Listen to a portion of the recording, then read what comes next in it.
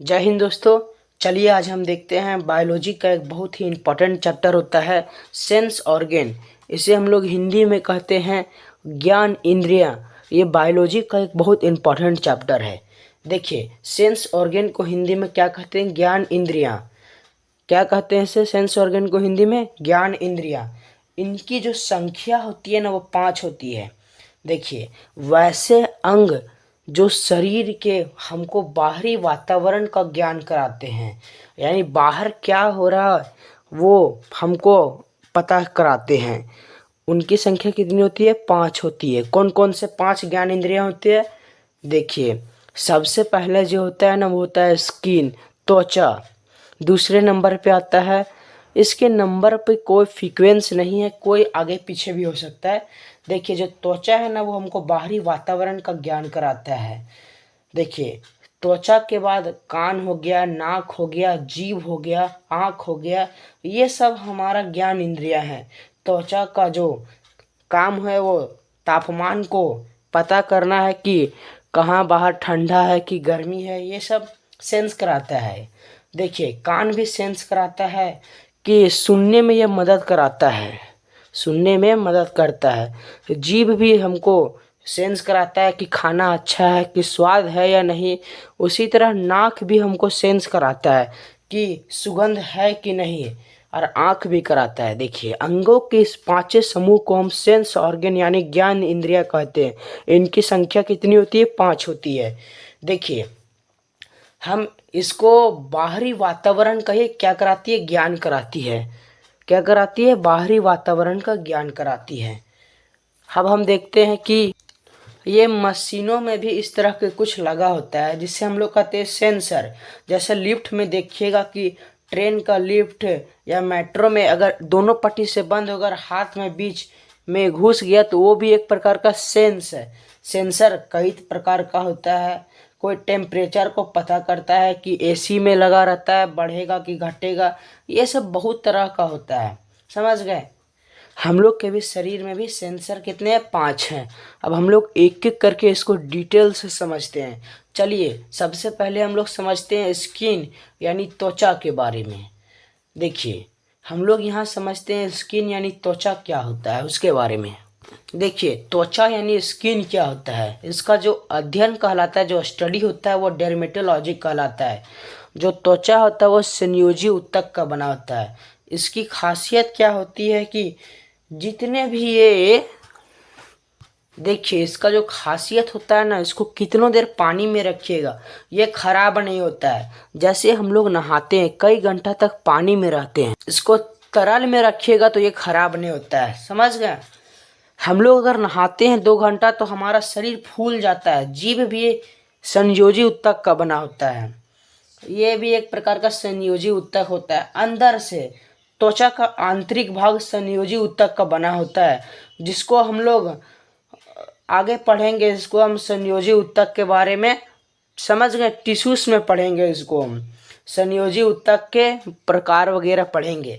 अब हम देखते हैं जो त्वचा का जो होता है ना, जीवन काल पूछता है कभी कभी। तो त्वचा का जो जीवन काल होता है 4 वीक या 28 डेज होता है। यह डिपेंड करता है एज पर। जैसे जैसे एज बढ़ते जाता है वैसे वैसे त्वचा का जीवन काल घटते जाता है। वो डिपेंड किस पर करता है? As per. जो त्वचा होता है ना वो हमारे शरीर का सबसे बड़ा अंग होता है। यह शरीर का सबसे बड़ा अंग है। अगर कहेगा शरीर में सबसे बड़ा कौन सा अंग है, तो शरीर में सबसे बड़ा कहेगा तो लीवर हो जाएगा। और शरीर का सबसे बड़ा कहेगा ना तो वो शरीर का यानी बाहरी भाग हो गया, तो वो हो गया हमारा त्वचा हो गया। ये इसका थोड़ा डिटेल से अब हम समझते हैं। देखिए जो त्वचा होता है ना, इसको हम कार्य समझते हैं। त्वचा का काम क्या होता है? त्वचा में कई प्रकार के काम होते हैं जो हम लोग मुख्य समझते हैं कि एक होता है रक्षा का काम। रक्षा का काम इसका एक मुख्य होता है, कीटाणुओं से रक्षा करना। जैसे हमारे शरीर में एंट्री मारता है कीटाणु, त्वचा से लाइसोजाइम नाम का एंजाइम निकलता है और वो कीटाणुओं को मार देता है, लाइसोजाइम एंजाइम। उसी तरह यूवी रे जो परावैंगनिक किरण होते हैं, जो सूर्य के किरण से, वो हमारे शरीर में स्किन कैंसर कर सकते हैं, उसको सोख लेने का काम करता है मेलानिन। मेलानिन हमारे शरीर का बाहरी परत में पाया जाता है, एपिडर्मिस में पाया जाता है। जो मेलानिन होता है ना, ये यूवी रे को सोख लेता है, जिस तरह से स्किन कैंसर नहीं होने चाहिए। यही मेलानिन के कारण रंग प्रदान होता है। जिनमें मेलानिन ज़्यादा पाया जाता है वो काले रंग में पाए जाते हैं। जैसे हम लोग में मेलानिन ज़्यादा होता है, हम लोग काले हो जाते हैं। और जो एकदम गोर होता है अंग्रेज, उस सब में मेलानिन कम होता है, उस सब एकदम गोर होता है, उसको कैंसर का खतरा रहता है। जो करिया रहता है उसको कैंसर का खतरा नहीं रहता है, लेकिन जो गोर रहता है ना उसको कैंसर का खतरा होता है, क्योंकि उसमें मेलानिन कम होता है। देखिए दूसरा, ये विटामिन डी का निर्माण करता है। विटामिन डी के संश्लेषण में मदद करता है। संश्लेषण मतलब होता है मदद करना। कैल्शियम के निर्माण में भी मदद करता है। दूसरा, अब हम अगला काम समझते हैं, टेम्परेचर का निर्माण करता है। देखिए ये ताप को भी नियंत्रित करता है। हम लोग समतापीय जीव है। हम लोग का सर्कुलेटरी सिस्टम पढ़ेंगे ना, तो उसमें हम आपको बताएंगे समतापीय जीव उसे कहते हैं जिसके शरीर का टेम्परेचर सर्दी गर्मी बरसात में चेंज नहीं होता है, एकदम फिक्स रहता है। हमारे शरीर का जो टेम्परेचर रहता है ना वो 37 डिग्री सेल्सियस रहता है, या 98.6 डिग्री फ़ारेनहाइट रहता है। 98.6 डिग्री फ़ारेनहाइट रहता है, समझ गए। ये लगभग 98 मानिए। ये हमको ताप का भी अवशोषण कराता है। तापमान के निर्माण में सबसे महत्वपूर्ण भूमिका तो वो ब्लड का होता है। ब्लड सर्कुलेशन रहेगा तो ही टेम्परेचर बना रहेगा। एक होता है थाइलेमस जो शरीर के अंदर रहता है, थाइलेमस हाइपोथैलेमस, ये सब ब्रेन में होते हैं। ये हो गया तापमान में नियंत्रण करता है। दूसरा हो गया उत्सर्जन। ये इसका एक चैप्टर होता है उत्सर्जन तंत्र का। उत्सर्जन मतलब होता है फालतू पदार्थ को बाहर फेंक देना। ये पसीना के रूप में टेम्परेचर को उत्सर्जित कर देता है। अगर शरीर में ज़्यादा टेम्परेचर होगा तो पसीना के रूप में बाहर निकल जाता है। उसके साथ साथ नमक यानी साल्ट भी बाहर निकलता है। आप गर्मी के दिन में देखिए काले रंग का कपड़ा पहनिएगा ना तो उसमें पसीना आ जाएगा और वो कपड़ा वाइट वाइट हो जाएगा साल्ट के जैसा। पसीना और नमक का यह अवशोषण करता है। अवशोषण मानी एब्जॉर्प्शन, यह अवशोषण का भी काम करता है। जैसे हम लोग के शरीर में देखिए, जैसे हम लोग को ठंड के दिन में तेल मालिश करते हैं, जैसे छोटो बच्चों को भी तेल मालिश होता है। यह वो शरीर को मजबूत बनाने के लिए बच्चे लोगों को तेल मालिश करता है। वो एब्जॉर्प्शन कर लेता है और शोषण कर लेता है। अगर कहीं कट जाता है जल जाता है तो वो हम क्रीम लगाते हैं, वो भी एक अवशोषण कर लेता है, समझ गए। ये सब क्रीम वगैरह का भी हो जाता है, एब्जॉर्प्शन कर लेता है। अगर ये एब्जॉर्प्शन ही नहीं करेगा तो क्रीम का फायदा ही कुछ नहीं होगा, समझ गए। ये दवा का भी अवशोषण करता है। मेकअप वगैरह क्या क्या लगाया जाता है, जो फेस उसमें लगाया जाता है क्रीम वगैरह, वो सब का अवशोषण यही करता है। स्किन यानी एब्जॉर्ब्स कर लेता है ताकि वो अंदर पहुंच जाता है और वहाँ पे ये अवशोषण कर लेता है। यहाँ तक समझ गए। इसका तब तक एक स्क्रीनशॉट ले लीजिए, उसके बाद हम आपको आगे बताएंगे। इसके बाद धन्यवाद, यहाँ तक आगे बताएंगे फिर। अब हम देखते हैं लेयर्स ऑफ स्किन, त्वचा की परतें। देखिए जो त्वचा की जो ना एक्चुअली इसका दो परत होता है। मेनली कितना परत होता है? दो परत होता है। कौन कौन होता है वो अब हम समझते हैं। एक होता है एपिडर्मिस अधिचर्म और एक होता है डर्मिस यानी चर्म। लेकिन लेयर इसका अगर हम टोटल लेयर का बात कीजिएगा ना तो 7 लेयर होता है। देखिए अब हम समझते हैं। सबसे जो बाहरी परत होता है ना उसे हम लोग कहते हैं एपिडर्मिस या अधिचर्म। ये बाहरी परत होता है, इसमें ब्लड नहीं पाया जाता है। तो कभी कभी हम लोग का शरीर रगड़ा जाता है ऊपर दीवार वगैरह में, तो उसमें ब्लड नहीं आता है, सिर्फ वह थोड़ा सा दर्द थोड़ा मोड़ा करता है बस, उसमें ज़्यादा ब्लड नहीं पाया जाता है।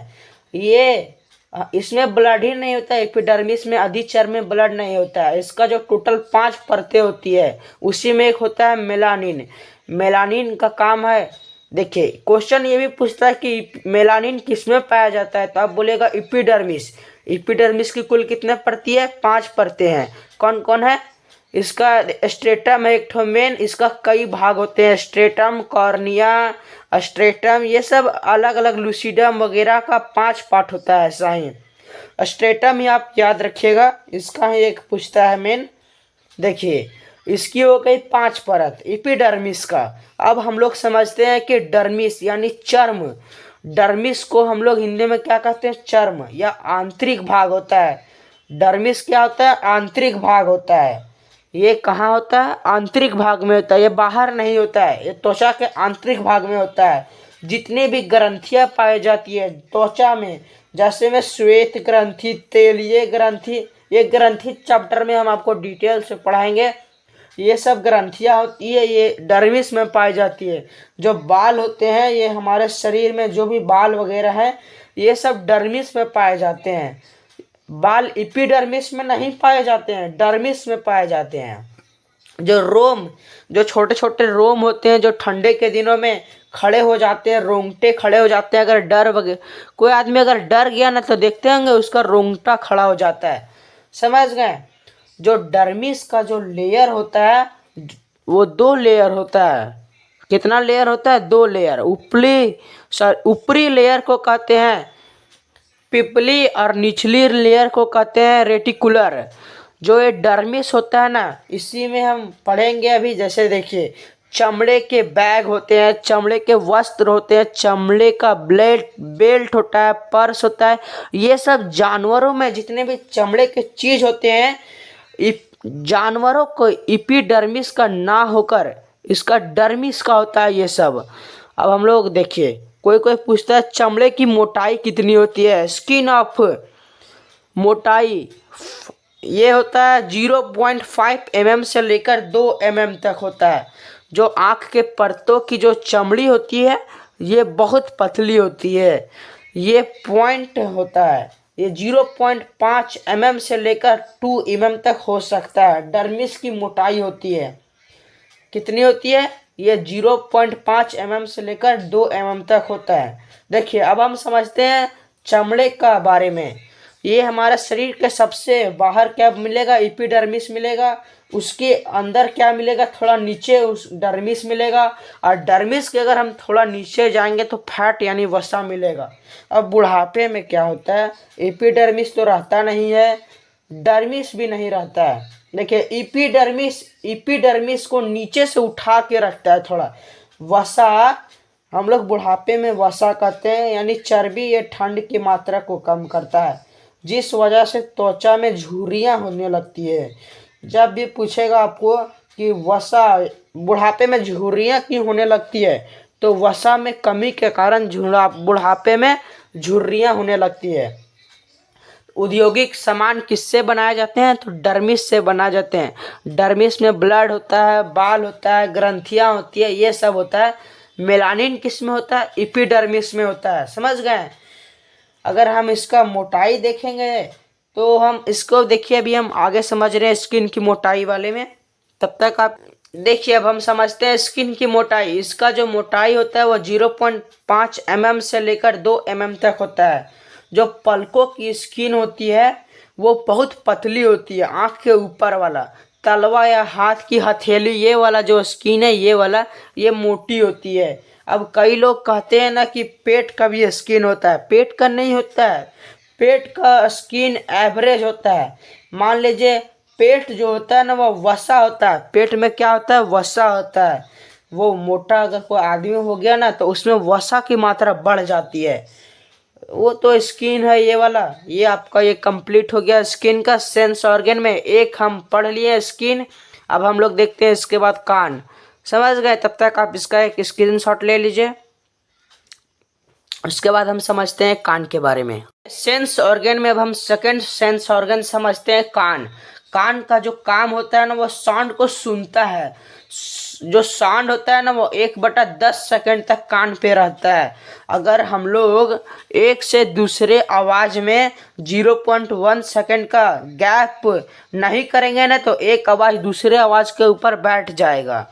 ये फिजिक्स में हम आपको पढ़ेंगे, इकोस्टिक जब पढ़ाएंगे हम आपको तब पढ़ाएंगे इसमें। वो चीज़ उस फिजिक्स में बताएंगे। जो को कान होता है ना, उसका दो भाग होता है, एक होता है बाहरी भाग, एक होता है अंदरी भाग, आंतरिक भाग। जो बाहरी भाग होता है ना, उसे हम लोग पिन्ना या कर्ण पल्लव कहते हैं।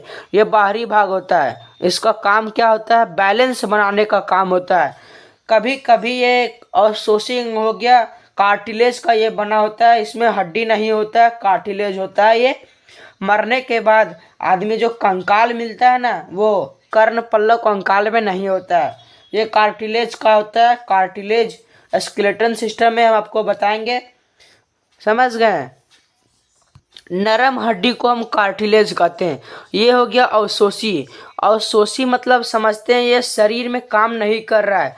इसका एक काम देखिए, जैसे हो गया चश्मा लगाने के काम में हो गया। आजकल कोरोना से बचने के लिए कान में मास्क लगाते हैं। इसका जो मेन काम होता है ना, वो शरीर का कहीं भी रहेगा तो वो चलेगा। इसका मेन काम होता है बैलेंस बनाना। क्या होता है? बैलेंस बनाने इसका मेन काम होता है। ये एक अवशोषी अंग हो गया। बैलेंस कैसे? आप जानवर को देखिएगा ना, तो जानवरों को देखिएगा कि उसको खतरा आ रहा है। जैसे कुत्ता को देखिएगा ना, तो कुछ कुछ अगर दौड़ेगा ना कुत्ता, तो तुरंत कान उठा देगा, तुरंत कान गाय भैंस भी खड़ा कर देता है।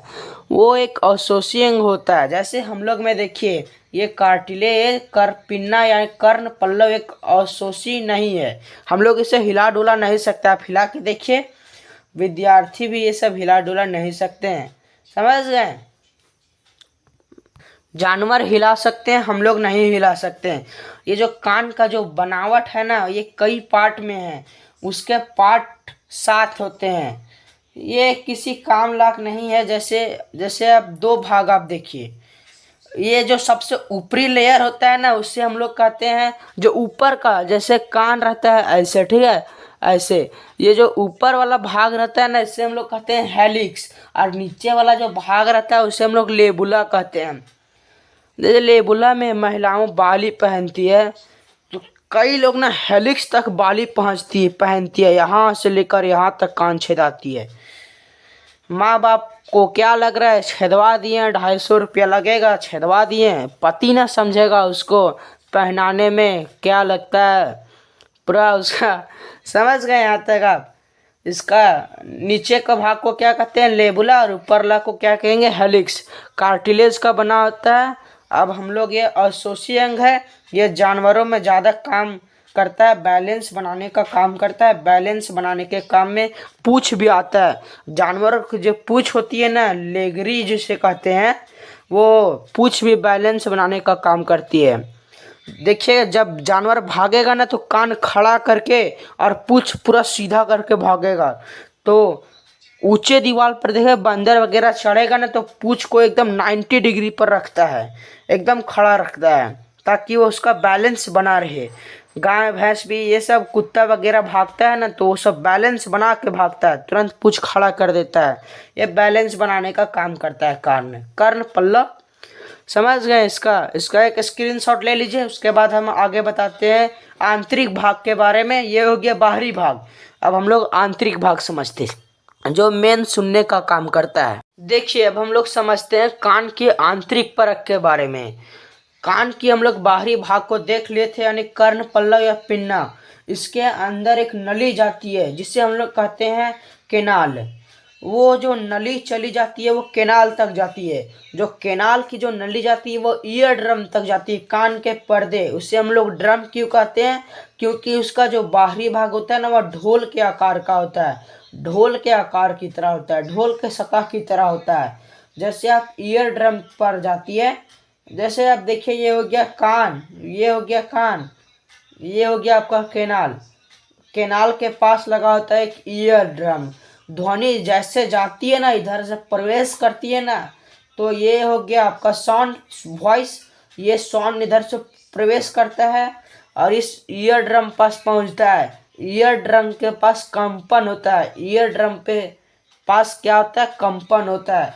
कभी कभी कान के पर्दे में छेद हो जाता है, तो वो कंपन अच्छा उत्पन्न नहीं होता है, इसीलिए उतनी अच्छी आवाज़ सुनाई नहीं देती है। ये हो गया ईयर ड्रम। इसी को कहते हैं हम लोग कर्ण पल्लव, सॉरी ईयर ड्रम, यानी कंपन यहाँ होता है। ईयर ड्रम के बाद आता है ओसिकल्स के पास।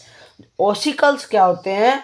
ऑसिकल्स का जो काम होता है, ये जो ध्वनि की आवाज आ रही है ना उसको तेज कर देता है, आयाम को उसको बढ़ा देता है।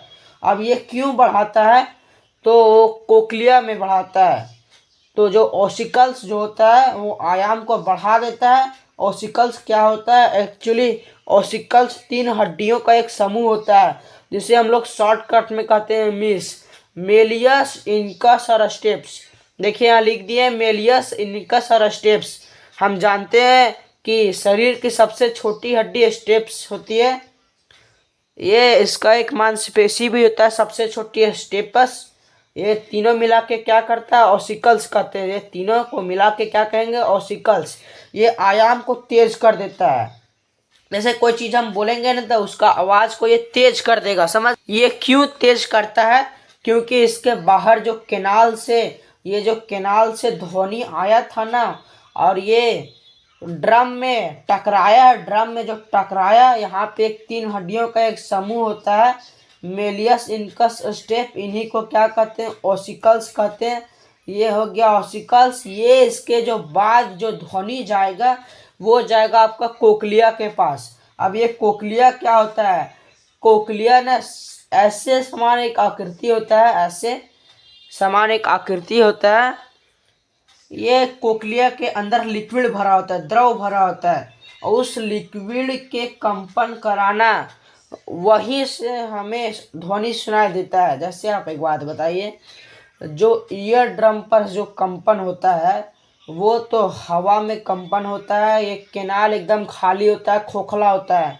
कभी कभी पेन की नीड डाल के इसको हम खोदते रहते हैं, इसमें मोम जमा हो जाता है। समझ गए? हम ग्रंथि नाम के चैप्टर में पढ़ेंगे कि कौन सी ग्रंथि आंसू बनाती है, कौन सी ग्रंथि मोम बनाती है। देखिए, जो आवाज को ना, ये धीमी स्वर को भी ये तेज कर देता है। एक्चुअली जो ईयर ड्रम के बाद ऑसिकल्स में तीनों हड्डियों को पार करके ड्रम जब हिलेगा तो हड्डियां भी हिलेगी, तीनों हड्डियां, और ये कोक्लिया को हिला देती है। अब ये कोक्लिया एक तरल पदार्थ होता है, लिक्विड पदार्थ होता है। अब आप बताइए, हम हवा में ऐसे ऐसे हाथ हिला रहे हैं, ये कंपन करा रहे हैं, थोड़ा भी बल लगा रहे हैं इसमें, तो इसी हाथ के हम नदी के पानी में डुबा देंगे तो उतना बल लगाएंगे तो ये कंपन धीरे हो जाएगा, उसमें पूरा हुमच के लगाना पड़ेगा बल। इसीलिए ड्रम पर जब कंपन होता है ना तो वो हवा में होता है, और जबकि कोक्लिया में जो कंपन होता है वो तरल होता है, अतः इसमें ज़्यादा बल की आवश्यकता होती है। तो वही ऑसिकल्स जो होता है वो ध्वनि को, कंपन को, आयाम को तेज कर देता है एकदम। और ये कोक्लिया क्या करता है? इसे सिग्नल में बदल देता है, ध्वनि को सिग्नल में बदल देता है, और उस सिग्नल को कार्परा पेंडिकल में बदल देता है, कार्परा पेंडिकल में भेज देता है। ये हमारा ब्रेन का एक हिस्सा होता है कार्परा पेंडिकल, और वहाँ हमारा ब्रेन में भेज देगा, तब हमको वो सुनाई देता है। ये पूरा ब्रेन का सिस्टम होता है। हम इसको ब्रेन नाम के चैप्टर में पढ़ाएंगे, और वहाँ जाता है तब हमको सुनाई देता है। ये हो गया आपका ध्वनि का आंतरिक भाग, समझ गए? देखिए ध्वनि का, सॉरी, ये कान का आंतरिक भाग हो गया। अब हम लोग देखते हैं, देखिए अब एक और इसमें क्वेश्चन आता है कि कान से एक नली आई हुई होती है जो अंदर गर्दन तक जाती है, कान से एक नली गर्दन तक अटैच होती है। इसीलिए कभी कभी अचानक बम विस्फोट होता है ना, तो वहाँ से जो ध्वनि का जो कंपन हुआ है वो कर्ण पल्लव पिन्ना में आगे जाते हुए केनाल में चला जाता है, और वो ड्रम को बहुत तेजी से मारता है, कंपन कराता है। और वो जो ड्रम का जो कंपन बहुत तेजी से होने लगा ना, तो वो कंपन किसको दे देगा? ऑसिकल्स को, और ये कंपन को और बढ़ा देता है, जिस वजह से कोक्लिया खराब होने का खतरा होता है। इसीलिए इसकी एक नस गर्दन तक आई हुई रहती है। इसीलिए जब भी कभी भी अचानक बम फूटेगा ना तो उससे एक आवाज आएगा, रिफ्लेक्स कर देगा, रिफ्लेक्स एक्शन, हमारा अपने आप मुंह खुल जाएगा। जैसे अचानक बम फूटेगा ना तो तुरंत मुंह खुल जाएगा अपने आप। इधर से एक हवा जाएगी, मुंह से एक हवा जाएगी, और जो कान के रास्ते यहाँ से जो हवा गई है वो दोनों टकरा जाएगी एक साथ, एक साथ टकरा जाएगी तो उसे न्यूट्रल कर देगी इसको। अचानक अगर बम फूटता है तो आदमी का मुंह खुल जाता है, वो कंपन को बैलेंस करती है। ये हो गया आपका कान का आंतरिक भाग हो गया। अब हम लोग जो शुरू होता है कैनाल से, फिर जाएगा ड्रम पर, फिर ऑसिकल्स में जाएगा। ऑसिकल्स अकेले नहीं होता है, वो 3 हड्डियों का एक समूह होता है। उसके बाद जाएगा आपको कोक्लिया के पास, कोक्लिया तरल होता है। अब हम लोग बात करेंगे आगे सुनाई कैसे देता है, वो कोक्लिया से सुनाई देता है। कंपन कहाँ होता है तो ईयर ड्रम में कंपन होता है, कंपन यही होता है, समझ गए। इस कंपन को बढ़ाने का काम ऑसिकल्स करता है। यहाँ पे देखिए ईयर ड्रम में कंपन कम होने के वजह से या तो कैनाल में मोम भर जाता है, कैनाल में क्या भर जाएगा, मोम भर जाएगा, तो भी हो सकता है कंपन, और नहीं तो ईयर ड्रम में छेद हो जाता है। इसका एक मेन ग्राफिक्स हम देख लेंगे, समझ गए। यहाँ तक आप इसका एक स्क्रीनशॉट ले लीजिए। ये हो गया, देखिए जो सेंस ऑर्गन है ना वो बहुत लंबा है, इसको हम 3 पार्ट में बनाएंगे। ये है फर्स्ट पार्ट। सेकंड पार्ट में हम आपको जीभ और उसके आगे बता देंगे नाक के बारे में, यहाँ तक। उसके बाद एक चैप्टर में एक पार्ट में बता देंगे आपको हम आइस के बारे में। आज के लिए बस इतना ही। इसका एक स्क्रीनशॉट ले लीजिए।